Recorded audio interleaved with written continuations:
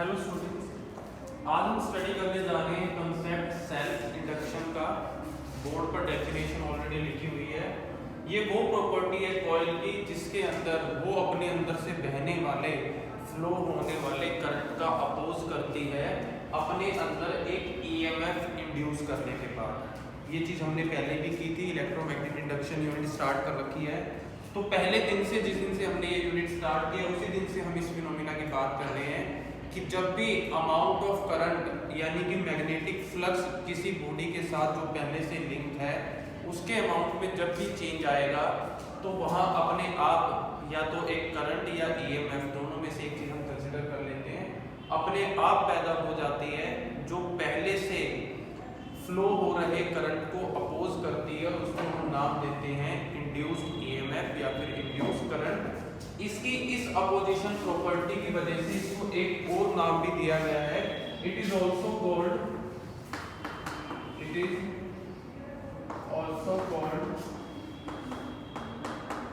Inertia of electricity. Electricity का inertia भी बोला जाता है इसको, क्योंकि ये इनर्शिया का काम होता है अपोज करना और ये इलेक्ट्रिसिटी को अपोज करते हैं। ये है हमारे पास सेल्फ इंडक्टेंस। थोड़ा कंसेप्ट ध्यान से देखने की जरूरत है आपको। अगर हमने ये कॉइल ले ली और इस कॉइल में करंट इंक्रीज होना शुरू हो जाए, ये इंक्रीजिंग है, इंक्रीजिंग करंट इस डायरेक्शन में, तो एक ईएमएफ अपने आप इंड्यूस हो जाएगी जो इसका अपोज करेगी। अपोज करने का मीनिंग है उसकी डायरेक्शन क्या होगी, ये होगी। लेकिन अगर क्या हो, इसी सेम कॉइल में करंट चेंज हो रहा है, लेकिन चेंज होने का मीनिंग है कि करंट अब क्या हो रहा है, डिक्रीज हो रहा है, डिक्रीजिंग करंट इस डायरेक्शन में, तो ईएमएफ की डायरेक्शन क्या होगी, तो ईएमएफ की डायरेक्शन भी इसी डायरेक्शन में होगी। अब अगर आप सिर्फ डायरेक्शन वाइज देखें तो आप ये नहीं कह सकते कि ये इसको अपोज कर रही है। अपोज करने का हमारा यहाँ मेन मकसद क्या, अपोज करने का मीनिंग है चेंज को अपोज करना। जैसे मान लेते हैं यहाँ पर स्टार्टिंग 10 एम्पियर करंट था और चेंज होके वो 20 एम्पियर होने जा रहा है, तो ये कोशिश कर रही है कि वो 10 एम्पियर ही रहे, 10 से ज्यादा ना हो। चेंज तो 10 से ज्यादा में आ रहा है। यहाँ पर भी देखिए, अगर यहाँ 10 था और यहाँ 5 होने जा रहा है तो ये अपोज करेगी इस डायरेक्शन में। क्यों? क्योंकि जब आप टोटल ईएमएफ निकालोगे, टोटल वोल्टेज निकालोगे, तो इनको और इनको ऐड करोगे क्योंकि सेम डायरेक्शन में है, तो ये जितना कम होगा, अगर इस पॉइंट पर 7 आ गया है, 3 कम हुआ है, तो 3 ही वोल्टेज डेवलप भी हुआ होगा इंड्यूस, तो उस 3 की कमी ये ऐड करके पूरी करके दोबारा से फिर कितना कर देगा, 10 कर देगा। तो यानी कि इसने इसमें चेंज नहीं आने दिया। सिमिलरली यहाँ पे, यहाँ 10 से अगर इस पॉइंट पे मान लो बीच में 15 हो गया, तो 5 इंड्यूस हो चुका है, जो क्या कर रहा है, अपोजिट डायरेक्शन में है, तो माइनस में लोगे, 15 में से अगेन 5 माइनस करोगे तो क्या रह जाएगा, 10 रह जाएगा। तो डायरेक्शन जनरली सिर्फ ये नहीं है कि आपको बोल दिया तो अपोजिट ही लेनी है, ये डायरेक्शन इधर है तो हमेशा ए को इधर लेना है, ये अपोज करता है चेंज को। तो आपको ये भी नोटिस करना है कि चेंज किस तरीके का हो रहा है। न्यूमेरिकल में बच्चे बहुत इस चीज में गड़बड़ करते हैं कि वो हमेशा सिर्फ ये देखते हैं कि ई जहां जा रहा है, नेचुरल जो वोल्टेज गिवन है या करंट जो गिवन है, बस उससे अपोजिट डायरेक्शन में लेके चलते हैं। तो इस चीज का आपको ध्यान रखना है। वैसे आप शॉर्ट के लिए याद रख सकते हो कि इंक्रीजिंग है तो अपोजिट रहेगा और डिक्रीजिंग है तो सेम डायरेक्शन में आ जाएगा, ये आपको ध्यान रखना है। इसके अलावा देखिए हमारे पास सेल्फ इंडक्टेंस में और क्या क्या है। अब अगला टॉपिक जो हमारे पास आ जाता है वो है कोफिशिएंट ऑफ सेल्फ इंडक्टेंस। इसको रिप्रेजेंट कैसे करेंगे, कोफिशिएंट ऑफ सेल्फ इंडक्टेंस। देखिए, if I is the amount of current flowing in coil and phi is magnetic flux linked with then it is found that, ये आपको पता है कि जो फ्लक्स होगा वो डायरेक्टली प्रोपोर्शनल होगा I के, क्योंकि मैग्नेटिक इफेक्ट जो है वो इलेक्ट्रिक करंट का ही सिग्निफिकेंस है हमारे पास। तो यहाँ से मैग्नेटिक फ्लक्स जो है वो I के प्रोपोर्शनल है। जितना ज़्यादा करंट कॉइल में से उतना ज़्यादा उसका फ्लक्स होगा वहाँ पर। जैसे ही प्रोपोर्शनलिटी आप हटाते हो तो कांस्टेंट यहाँ पर जो लगता है वो है L। L जो है यहाँ पर कोफिशिएंट है सेल्फ इंडक्टेंस का। L is called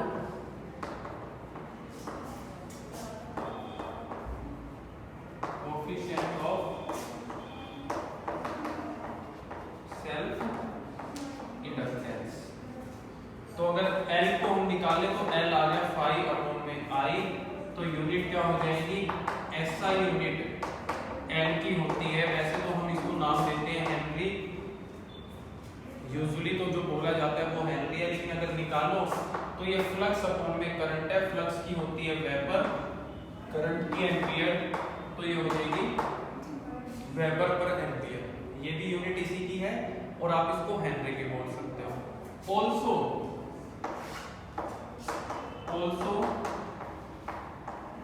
induced EMF is given by induced EMF हमें पता है E = -d∅dt, आप कर चुके हो ये रिलेशन।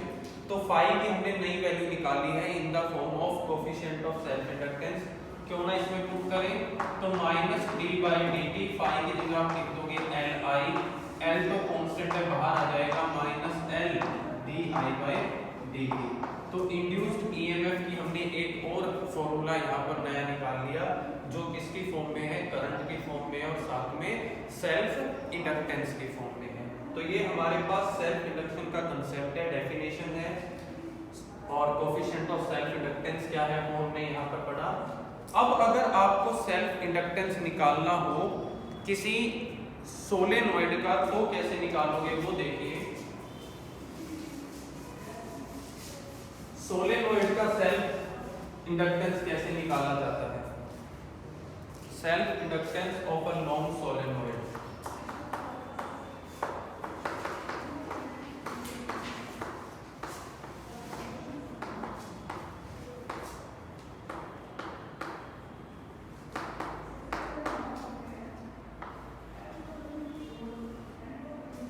देखिए अगर आप एक सोलेनॉइड ले लेते हैं,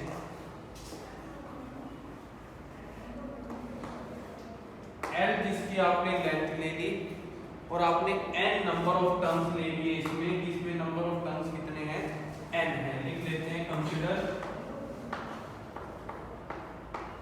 a solenoid of length L and n is number of turns, then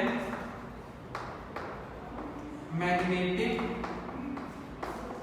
field due to solenoid is given by, ये आपने पढ़ा था एम्पियर सर्किटल लॉ आपने किया, वहां पर आपने सोलेनॉइड की हेल्प से मैग्नेटिक फील्ड निकालने का फॉर्मूला किया था जो आई थी B = μ0 Ni। ये आपने वहां पे किया था, आपको याद होना चाहिए, हमने किया था एम्पियर सर्किटल लॉ में। Here small n = capital N/L, ये भी आपको पता है number of turn per unit length होता है जो स्मॉल n होता है। तो क्यों ना पुट कर दें यहाँ पर, तो B = μ0 कैपिटल Ni/L।